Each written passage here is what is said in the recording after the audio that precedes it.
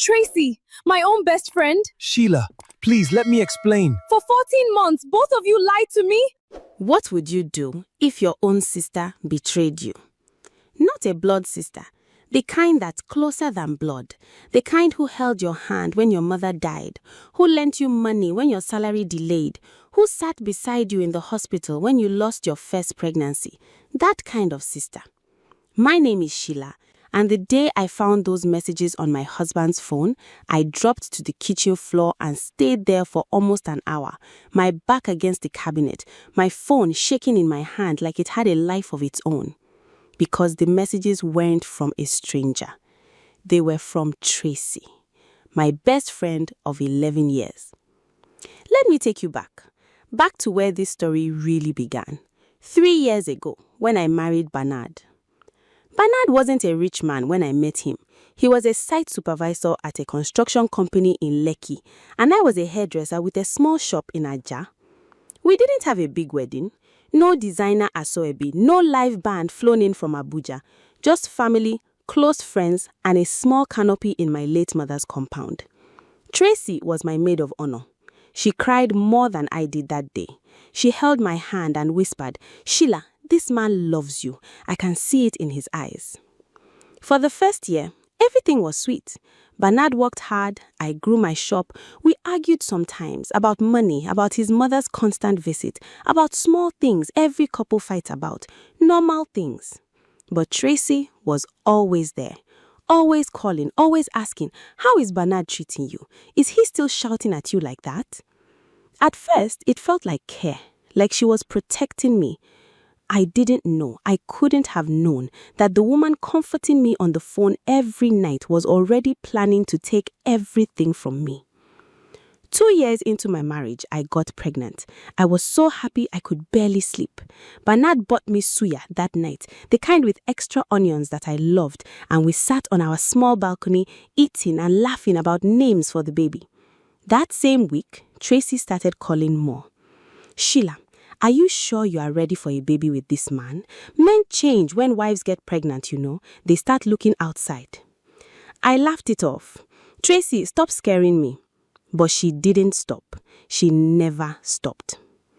Looking back now, I realize every single time my marriage was strong, every single time Bernard and I were close, Tracy found a way to plant a small seed of doubt, a small crack, and over time, small cracks become big enough to swallow a whole house.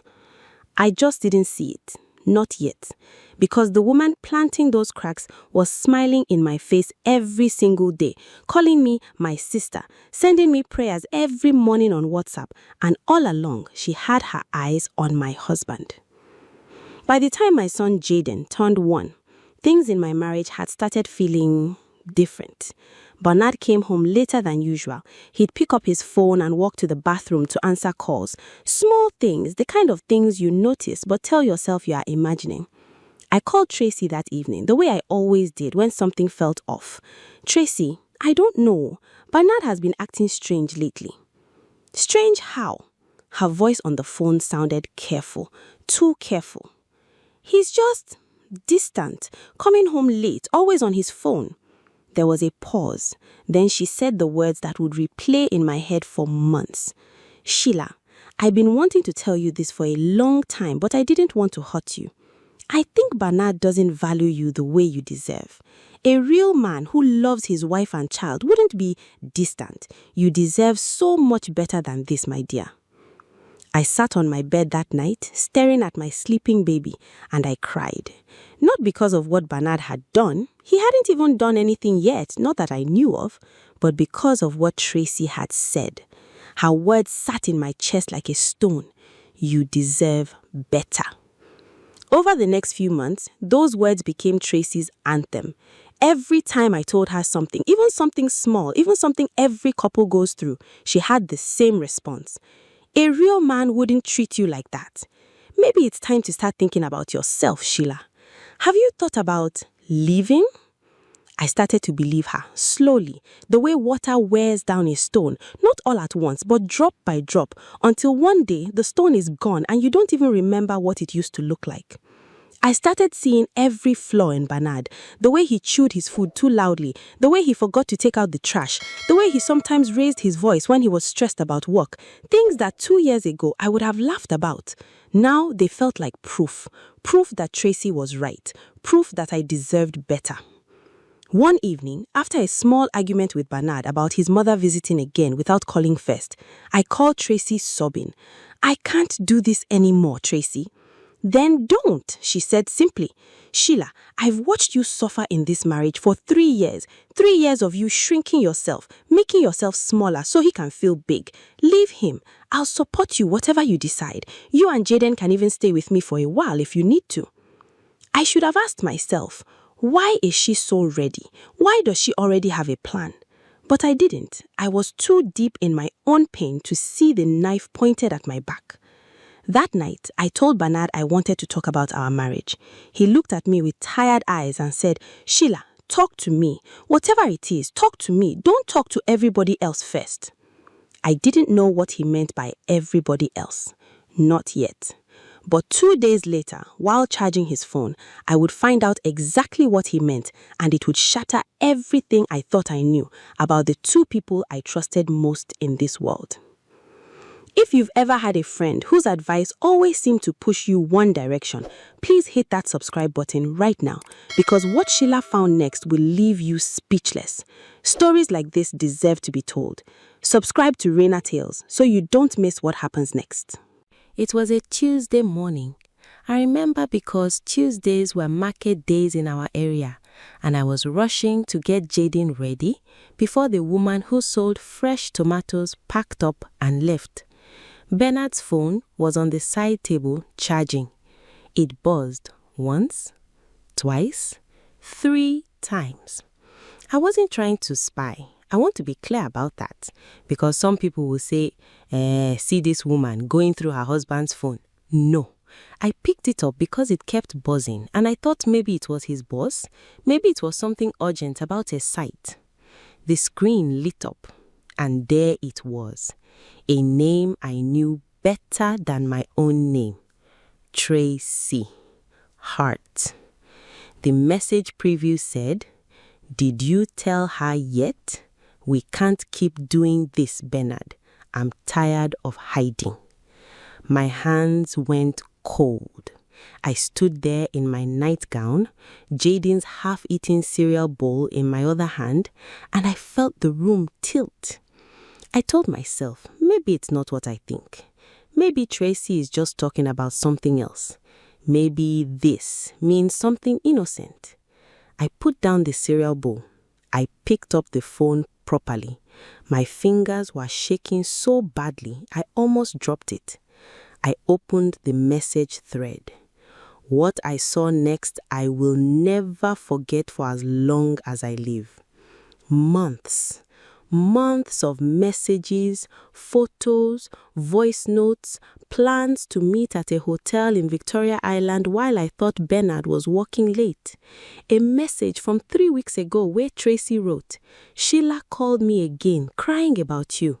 I told her what she needed to hear. "Just be patient, baby. Once she leaves, the road is clear for us." The road is clear for us. I read that sentence maybe 20 times. Each time it felt like someone was pouring cold water down my spine. Every single advice, every "you deserve better," every "leave him," every late night phone call where she cried with me, prayed with me, told me she loved me like a sister. It was all a script, a performance, a long, patient, cruel performance designed to break my marriage so that she could walk into the space I left behind. I sat down on the floor of my bedroom.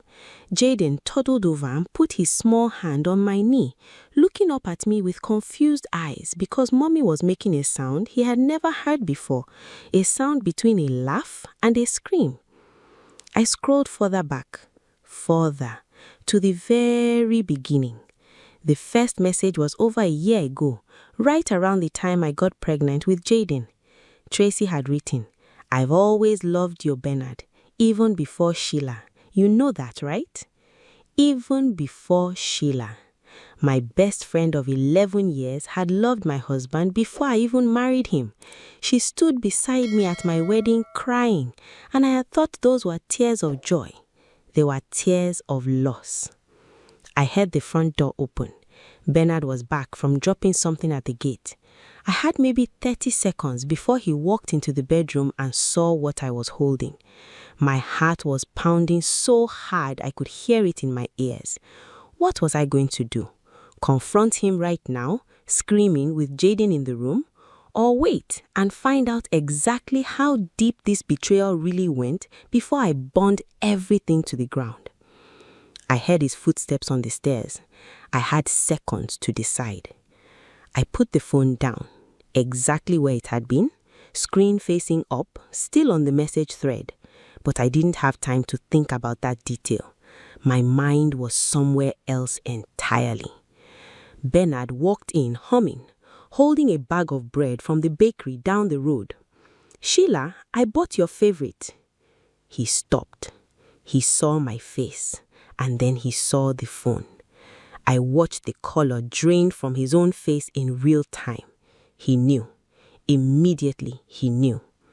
"Sheila, it's not what you think." I stood up slowly.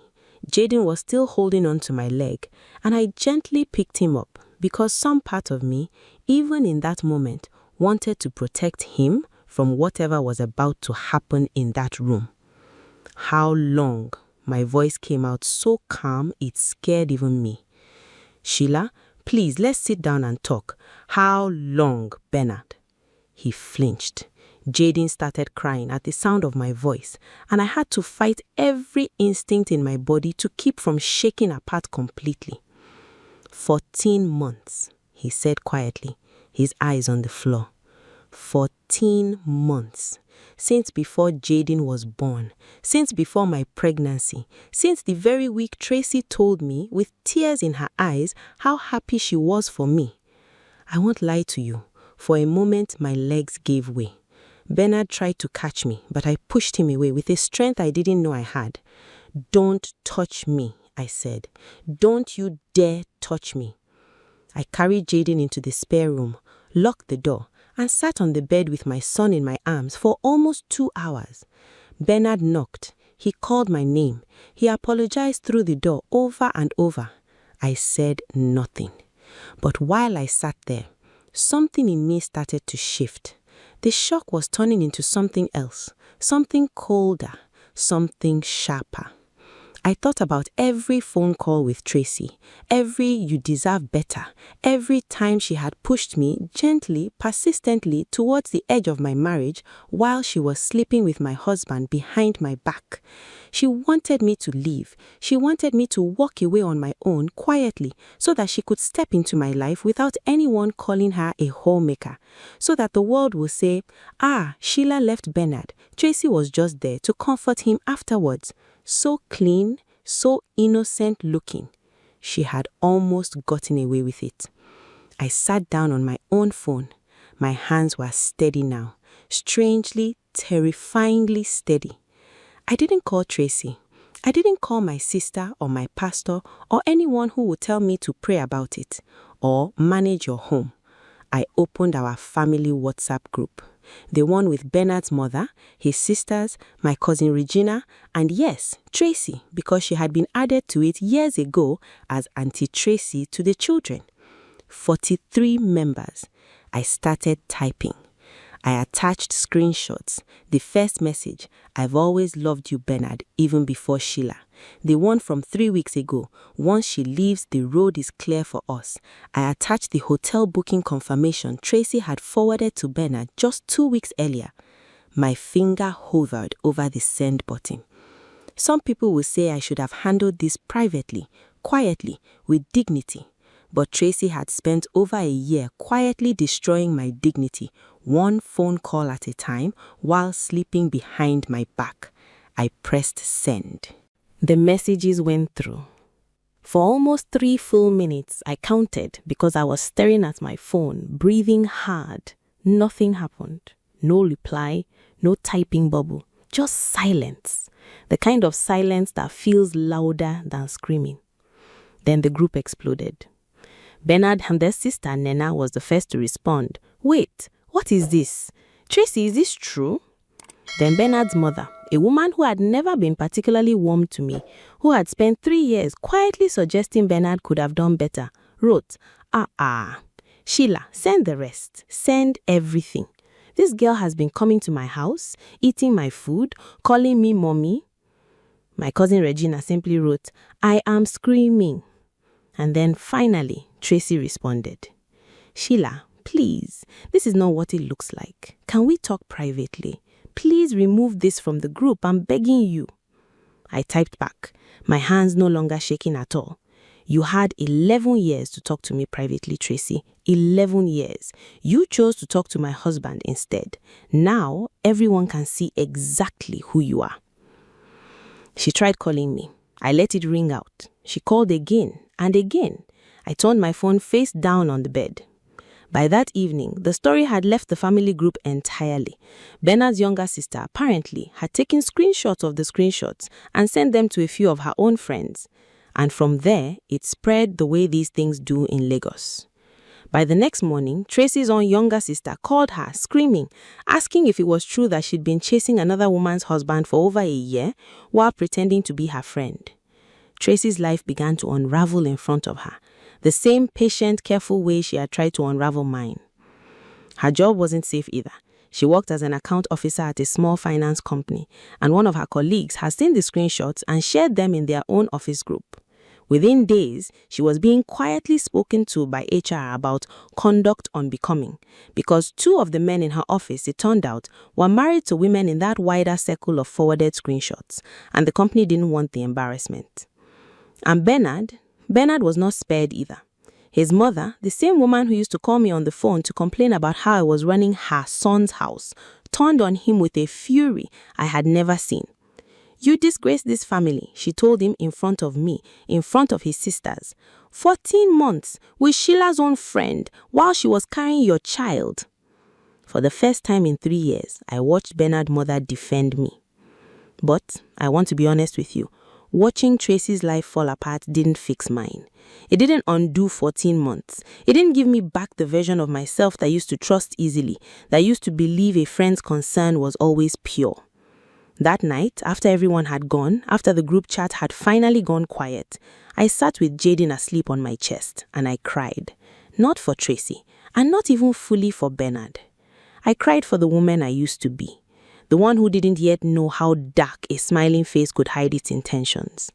But even in my grief, something inside me had changed. I was no longer the woman drowning in doubt that Tracy had spent a year creating. I was clear. For the first time in months, I was completely, painfully clear. And clarity I was about to learn is the first step toward rebuilding. 3 months passed. I didn't leave Bernard immediately, and I didn't stay either. Not in the way things used to be. I told him plainly, you will move out, not because I'm punishing you in front of people, but because I need silence to think. I cannot decide my future in the same house as the man who broke it. He moved into a small apartment near his site office. He paid for Jaden's need without me having to ask twice, something he had never been consistent about before, strangely enough, as if the public exposure had shaken something loose in him, some sense of accountability he'd never had to face before. Tracy, for her part, disappeared from our lives completely. She tried once to send me a long voice note, almost 8 minutes, apologizing, crying, saying she didn't mean it to go this far, that it just happened, that she had always struggled with feelings of inadequacy, and seeing my perfect life had triggered something in her. I listened to the whole thing, then I blocked her number. Because here is what I came to understand sitting in that quiet house with my son those 3 months. Tracy's jealousy was her burden to carry, not mine to absorb. For 11 years, I had given her my trust, my secrets, my late-night fears. And she had used every single one of them as a map showing her exactly where to dig, exactly which cracks to widen, exactly how to make me doubt the very things that were keeping my family together. A real friend doesn't need a year-long plan to help you leave your marriage. By the 4th month, Bernard and I started talking again. Properly, with the counselor my church recommended, not Tracy's twisted version of advice. It wasn't easy. There were sessions where I screamed at him so loudly the counselor had to pause and let me breathe. There were sessions where he cried more than I had ever seen a grown man cry. I'm not going to tell you it became perfect, because life isn't a fairy tale, and I won't insult you by pretending it is. But 6 months after that Tuesday morning, Bernard moved back home. Not because I forgave Tracy, I never will, but because piece by piece, in front of a counselor, in front of God, Bernard earned back something he had thrown away. As for Tracy, the last I heard, she had moved to Ibadan to start fresh after the whispers in Lagos became too much for her to bear. The same woman who once told me a real man wouldn't treat you like that ended up alone, jobless for a while, and without any of the friends she used to boast about, because word travels, and nobody wants a friend who smiles at your face while planning your downfall. Sometimes late at night, I still think about those 11 years, about the wedding where she cried tears of joy, about every single phone call where she planted a seed of doubt with a voice full of love. And I think about this. Betrayal rarely comes from strangers. It comes from the people close enough to know exactly where it will hurt the most. But here is what I also know now. The truth always finds the light. No matter how long it takes, no matter how carefully it's hidden, the truth finds a crack and it pushes through. My name is Sheila. I lost a friend of 11 years to a betrayal I never saw coming, but I gained something I didn't have before. Clear eyes and a marriage I am now building on truth, not whispers. If this story touched your heart, remember to subscribe. See you in the next story.